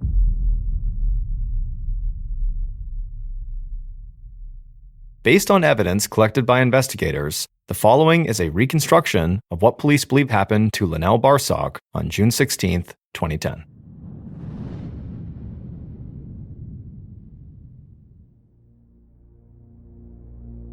That afternoon, sometime before 4 p.m., the killer stood in the living room at Linnell's house, right behind Linnell, staring at the back of her head. Even though they both had moved on from the fight earlier in the day, the killer could tell Linnell was still upset. But truthfully, they weren't really concerned about how Linnell felt. Linnell had so much: a great personality, a loving family, a growing career. But the killer only had Linnell, who they still had deep feelings for. And now that Linnell didn't want them, they decided Linnell shouldn't have anything. Slowly and silently, the killer lifted the gun they had brought with them, aimed it at the back of Linnell's head, and pulled the trigger. Linnell immediately slumped to the floor, and seconds later, blood was pooling all around her. Step 1 of the plan was complete. Now, the killer just had to clean up, and then after that, they would drive to the desert where they would bury her body and everything that had blood on it. They quickly wrapped Linnell's head in a plastic bag to keep more blood from spreading. Then they dragged Linnell to the garage where the car was. After that, the killer sopped up all the blood in the living room with towels, and so far it seemed like everything was going great. Soon the floor was clean. But then, at 4:44 p.m., they heard their phone ring. And on the other end was a person who had some bad news. Somebody was on their way to the house. The killer knew if they didn't hurry, they'd be caught. This made the killer panic, and instead of finishing the cleanup, they decided to make sure that the evidence left behind didn't lead to them, but to somebody else.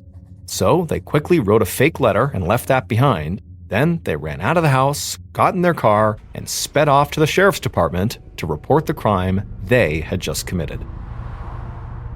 Because the killer was Linnell's so-called close friend, Lorraine Austin. She executed her friend in cold blood while she was standing right behind her doing her hair.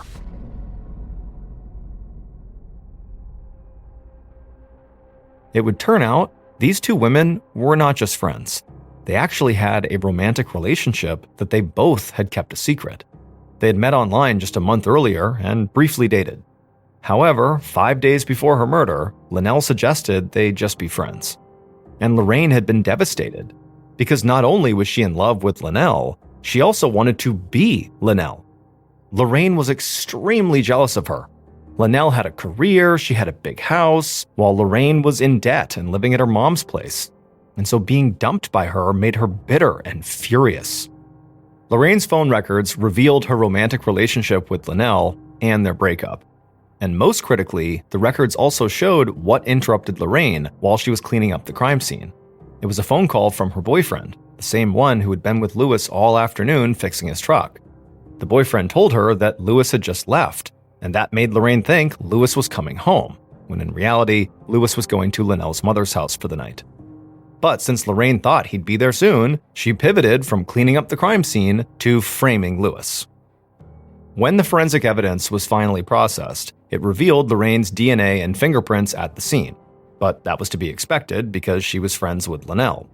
However, her DNA and fingerprints were found in areas that tied her directly to the crime. By the time police solved the case, Lorraine had gone on the run.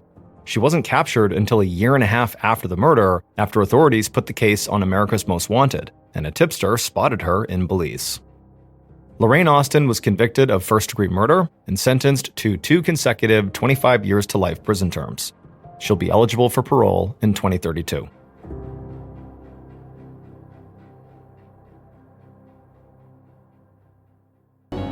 One day in early January of 1987, a very strange 52-year-old woman named Ruthie Mae McCoy walked out of her 11th floor apartment in Chicago, Illinois. Today was the day that Ruthie was going to be doing one of her self-appointed public duties. Ruthie was quite tall, and this particular day, she had on 2 pairs of pants with a dress over them. She also had her favorite long stick she was carrying. And as Ruthie marched down the hallway, she began jiggling each of her neighbors' doorknobs to see if they were unlocked.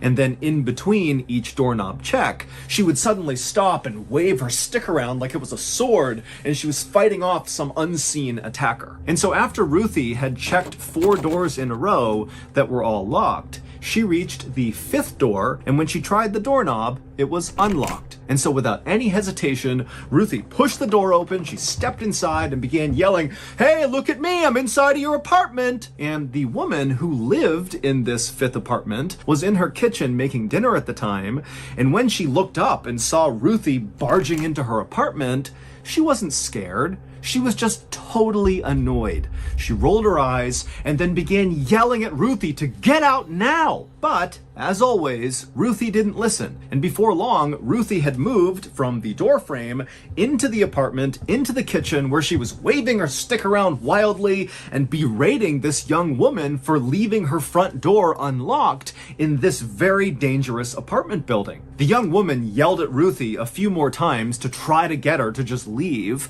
but Ruthie didn't budge, and so eventually this young woman picked up the phone and called 911. It would turn out the 15-story apartment building that Ruthie and this young woman and all of their neighbors lived in was indeed a very dangerous place to leave your front door unlocked. In fact, at the time, in the late 1980s, this particular apartment building was considered to be one of the most dangerous places in all of Chicago, with a murder occurring there nearly every week. Gangs basically ruled the building, which was totally falling apart and totally decrepit and had these long dark hallways that thieves and killers could hide in. And so Ruthie wasn't wrong in trying to get her neighbors to keep their doors locked, but her very hands-on approach to delivering this message was never met with appreciation from the people who lived on her floor. Instead, her neighbors viewed Ruthie as potentially more hazardous than anything Ruthie was trying to protect them from.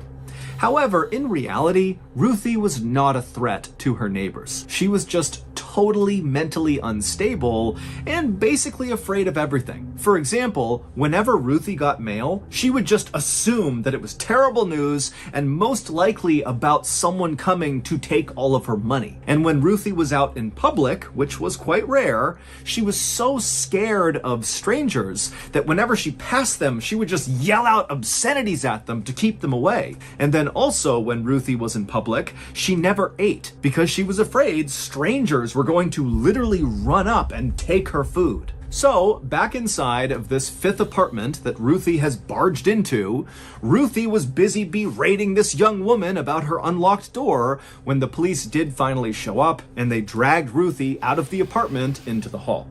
The police, by this point, knew Ruthie really, really well, and they were not about to arrest her. They knew she was harmless, but just kind of out of her mind. And so, like they always did in this situation, they told Ruthie to leave her neighbors alone and just go back into your apartment and mind your own business. And Ruthie usually would mutter something under her breath about needing to increase the security in this building, but she would eventually do as she was told and she would go back home. And that was basically Ruthie's life in a nutshell. Constant fear and paranoia from living in this totally dangerous apartment building, exacerbated tenfold by her very poor mental health. But Ruthie was not content with her life. She, like virtually everybody else in this high-rise apartment building, wanted to get out and live somewhere else and have a better life. But Ruthie, like virtually everybody else living in this high-rise apartment building, did not have enough money, and so she was trapped there. But then, in February of 1987, so 1 month after busting into that woman's apartment, Ruthie got incredible news. She had recently begun going to a day program for psychiatric care at a local hospital, and the staff there had really taken a liking to her, and they were going above and beyond trying to help Ruthie kind of get her life together beyond just her mental health. And so one of the things they were doing with her was helping her apply for various government programs like disability payments. And so that month, in February, Ruthie found out that the application they had sent off for her was approved, and so Ruthie was entitled to disability payments, which meant right away she would get a check for $2,000, and then every month going forward indefinitely, she would get a payment. It wouldn't be $2,000, but it would be a lot of money. Ruthie was beside herself. She could not believe her luck.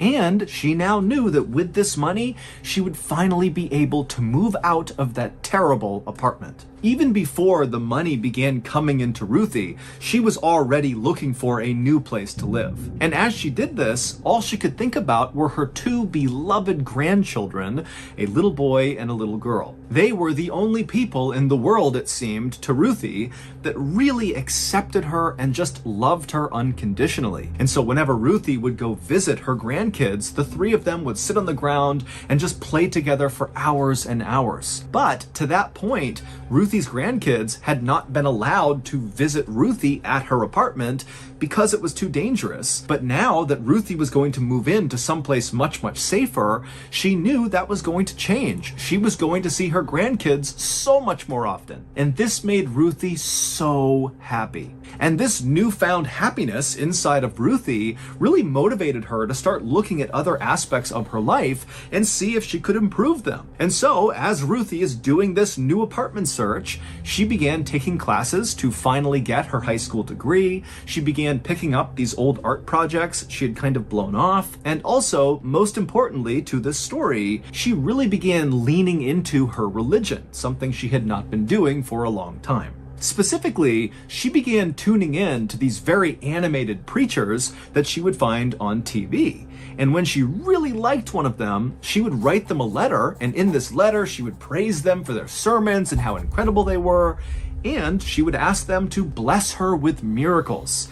And these miracles were often just centered on her health. She wanted to look and feel young again. And some of these TV preachers, who were actually just running scams, would write back to Ruthie and say, "Of course we can bless you with your miracles, but first, send us some money." And so, when Ruthie's disability payments began coming in, even though she needed to save every penny to be able to afford moving out to start this beautiful new life with her grandkids, she still found a way to set aside some of that money and sent it off to these TV preachers. And soon, these preachers were sending things back to Ruthie. Things like a blessed piece of wood for her to sleep on, or bottles of water said to be from the Holy River Jordan. These spiritual items were often accompanied with a letter from these preachers telling Ruthie that in order for them to fulfill her miracles request, she would need to keep these spiritual items close to her and also send us some more money. And so Ruthie did as she was told,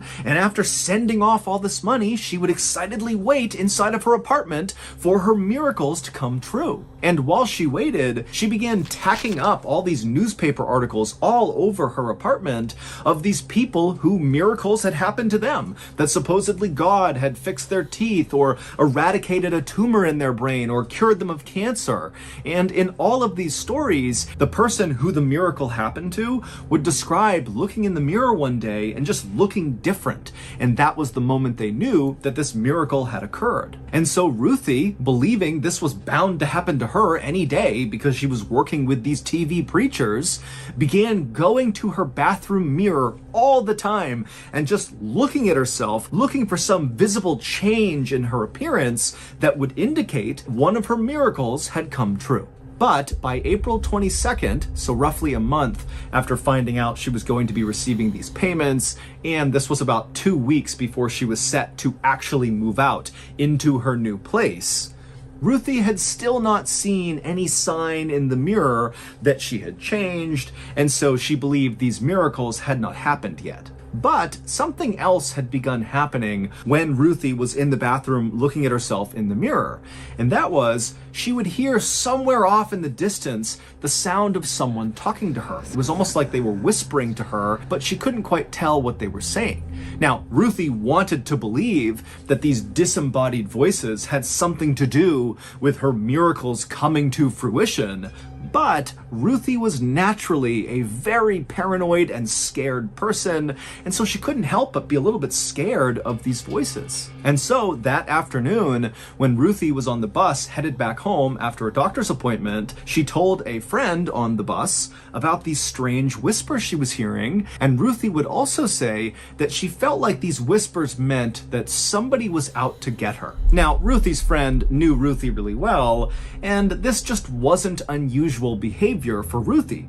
Ruthie routinely thought people were out to get her, and she talked about hearing voices before in the past. And so this friend told Ruthie that, you really should tell someone about this. But deep down, this friend was not that concerned. This was kind of normal Ruthie behavior, and this couldn't be a big deal. However, it would turn out to be a huge deal.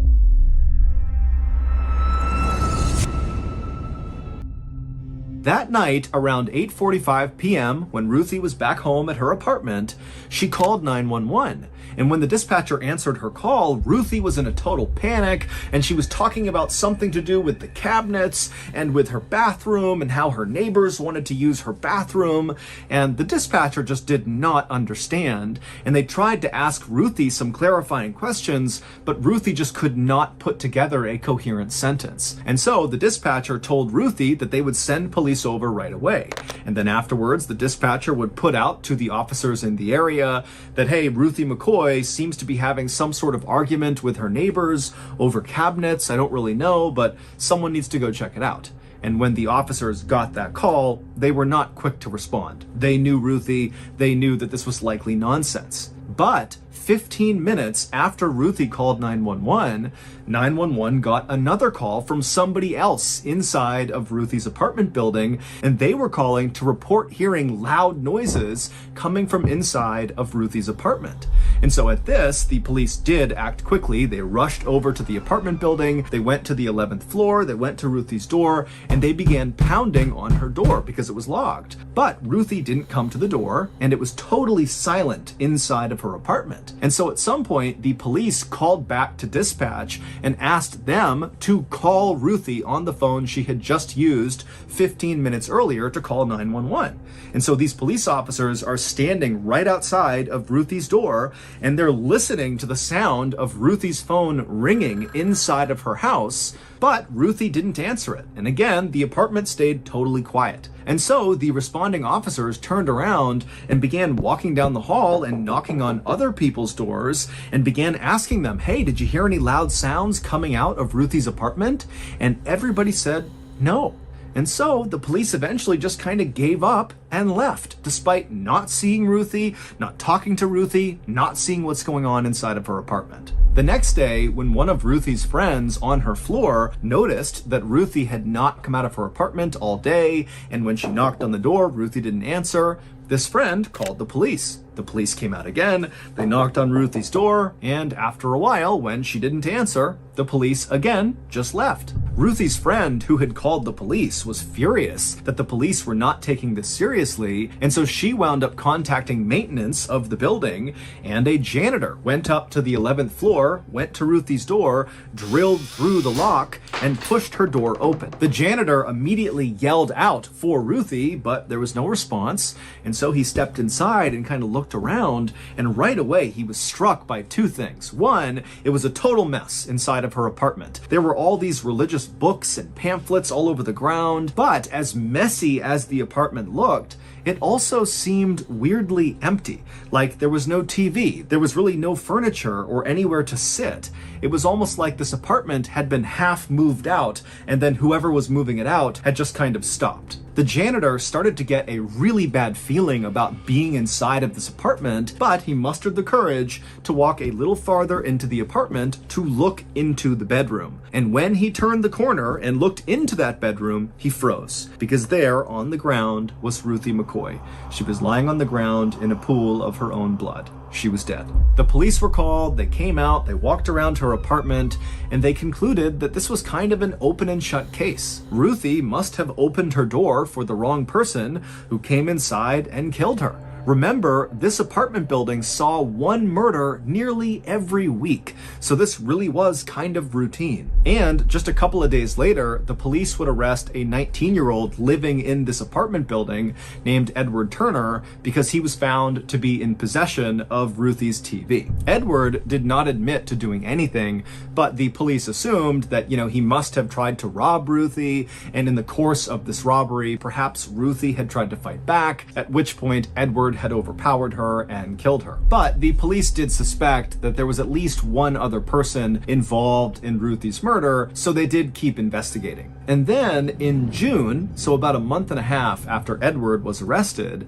the police began hearing this very disturbing rumor about the building where Ruthie had lived. At first, the police completely dismissed it because it sounded totally made up. But when it kept coming up over and over again, whenever they interviewed anybody in this building about Ruthie's murder, the police finally decided they had to at least look into it in order to confirm that it was not true. However, when the police looked into this rumor, they would discover that it was true, and it absolutely played a role in Ruthie's murder. Back on the night of April 22nd, 1987, so the night that Ruthie called 911 in a panic, saying something about her cabinets and her neighbors and her bathroom, well, what had really happened is Ruth was home around 8:45 when she heard this loud banging sound coming from her bathroom. And then before she could go over and inspect the bathroom, her bathroom door flung open, and standing in the doorway was this dark, tall figure who just suddenly took off running through her apartment, out her front door, out into the hallway. Ruthie was so startled she had no idea what to make of it. She knew that sometimes she saw things that weren't real, and so she likely struggled to figure out, did that really happen? Am I dreaming? Am I hallucinating? What's going on? And so with all these thoughts going through her head, she called 911 to get help, but she couldn't quite describe what had even happened. And so that's why she began rambling about how her neighbors wanted to use her bathroom and the cabinets were somehow involved. It was all very confusing. And so the dispatcher obviously didn't understand what was going on, but they told Ruthie, okay, I'll pass this along and the police will be out soon.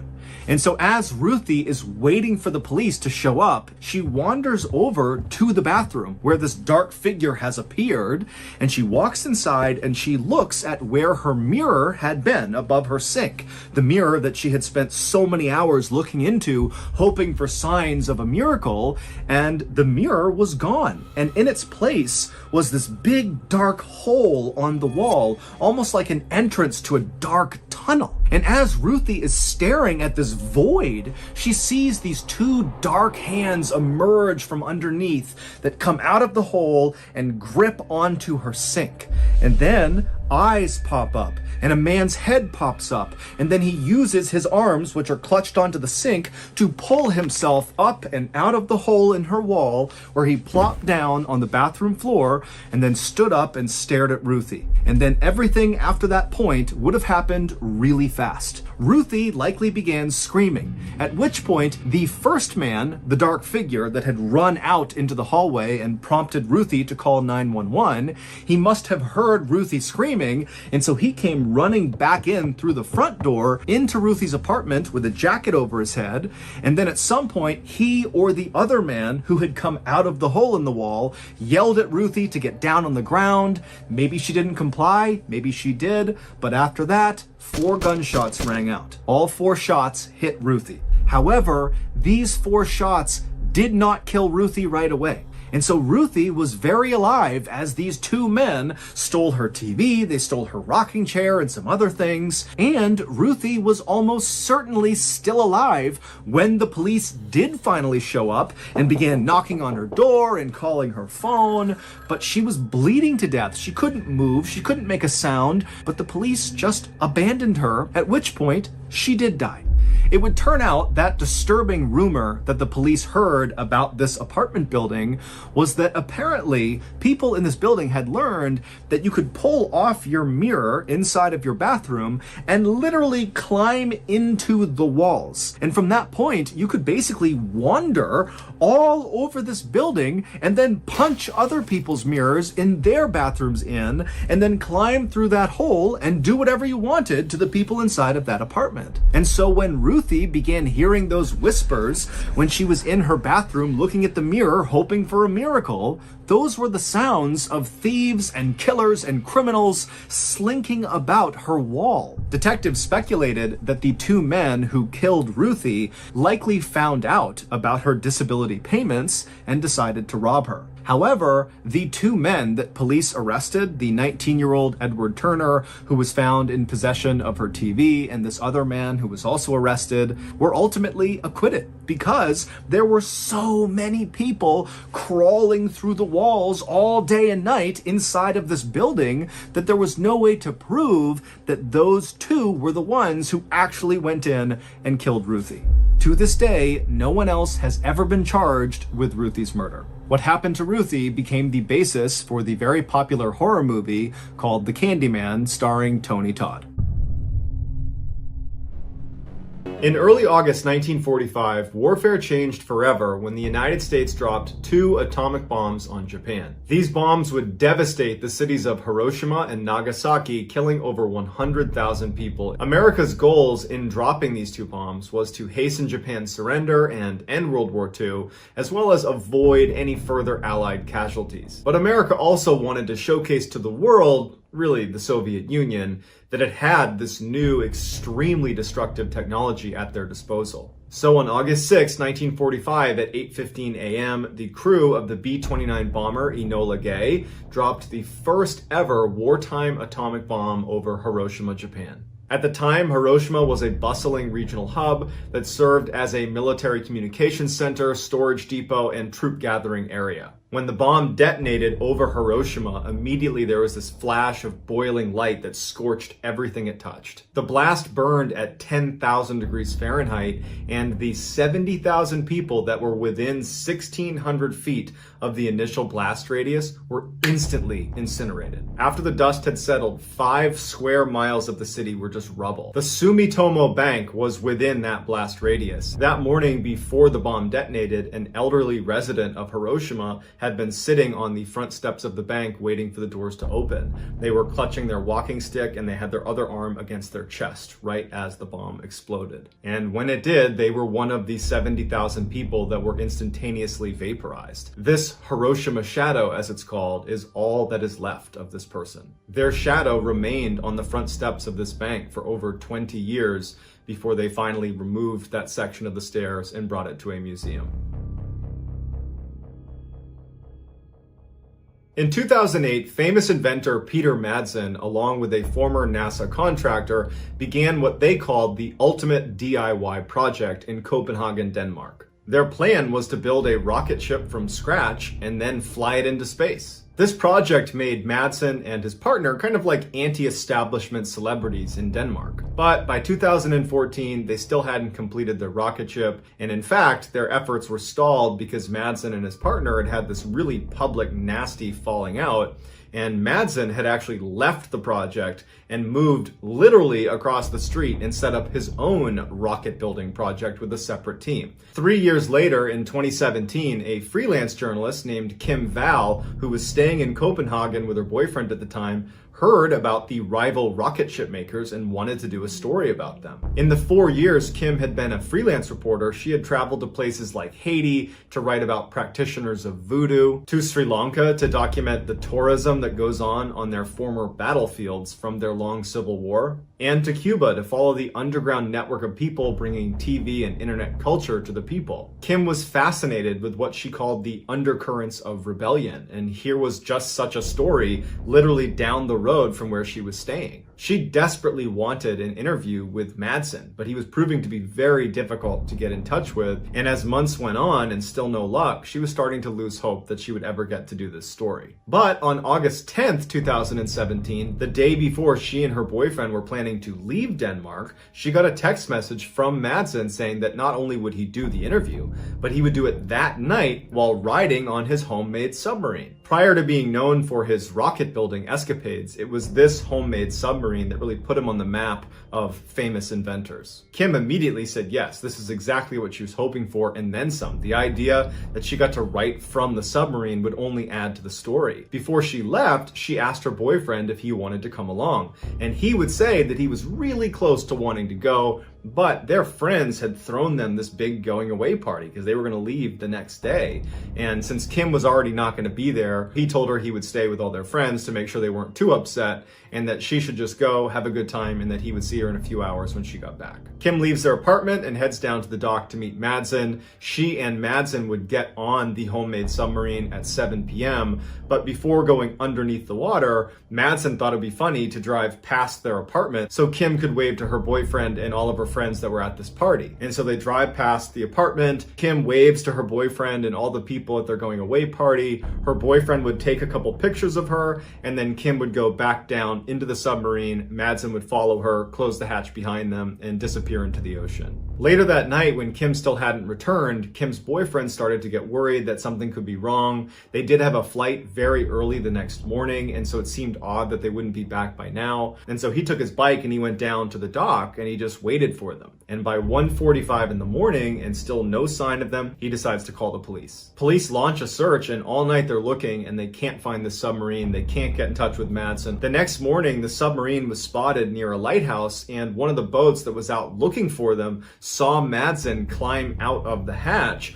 right as the submarine actually sank into the water. So Madsen's now swimming in the ocean and the submarine's gone under and there's no sign of Kim. The boat goes over and picks up Madsen, brings him to shore. Madsen would tell police that he started to notice some ballast issues with the submarine and he thought it might cause it to sink. And so he took Kim to the surface and dropped her off at a nearby island. He went back down into the submarine to try to fix the issue. He said he couldn't do it and he was only able to barely escape before the submarine ultimately sank. And if you just go over to that island right over there, you're bound to find Kim. But Kim was never on that island. This is the picture of Kim waving goodbye to her boyfriend and to the goodbye party. Right after this picture was taken, Kim and Madsen would go down into the submarine.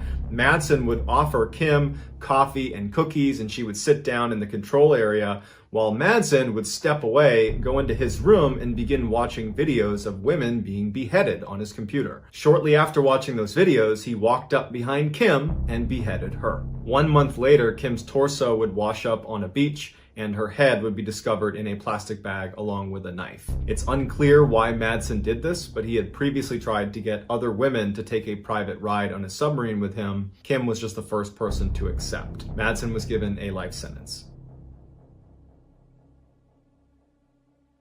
In 1978, 16-year-old Bridget Geiger was waiting outside her home in Ohio for a boy named Jeffrey to take her to prom. She wasn't particularly excited to go to prom with Jeffrey. He was known to be really nervous around girls, and so she figured it was going to be a pretty awkward date, but nobody else had asked her to go, and she really wanted to go to prom, so she said yes. When Jeffrey showed up, she was immediately disappointed. He was wearing this odd ensemble of vest and bow tie, as opposed to the standard tuxedo that she was anticipating him wearing. And so now they weren't going to match. He was also so nervous that he was visibly shaking and couldn't pin her corsage to her dress. And so Bridget's mom had to come out and put the corsage on. After the corsage was on, Bridget's mom would take a couple of very awkward photos of them kind of stiffly standing in front of her house before they ultimately got in Jeff's car and headed for the prom. When they arrived, Bridget wanted to go on the dance floor to see her other friends to kind of lighten the mood because she was not having a good time with Jeffrey so far.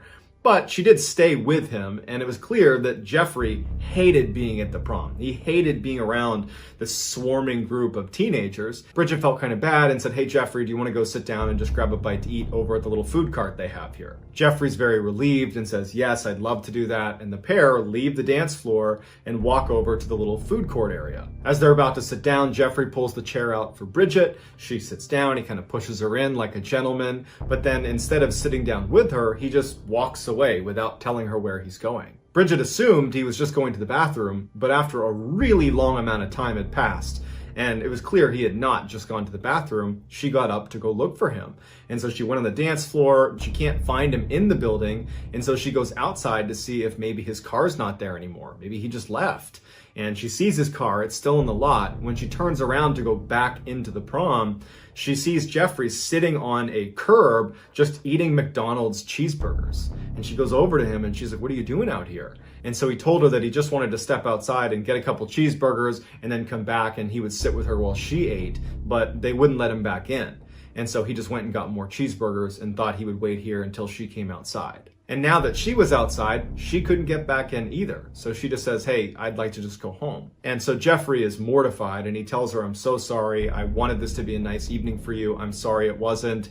He drives her home. He says goodbye. She walks into her house. He drives off, and that was that. Bridget only saw Jeffrey one more time after that. It was about a week after prom, and Jeffrey actually invited her to come over his house for what he was calling a house party. And Bridget's like, "There's no way this kid's throwing a house party. He can barely stand to be around just me, let alone a crowd of people."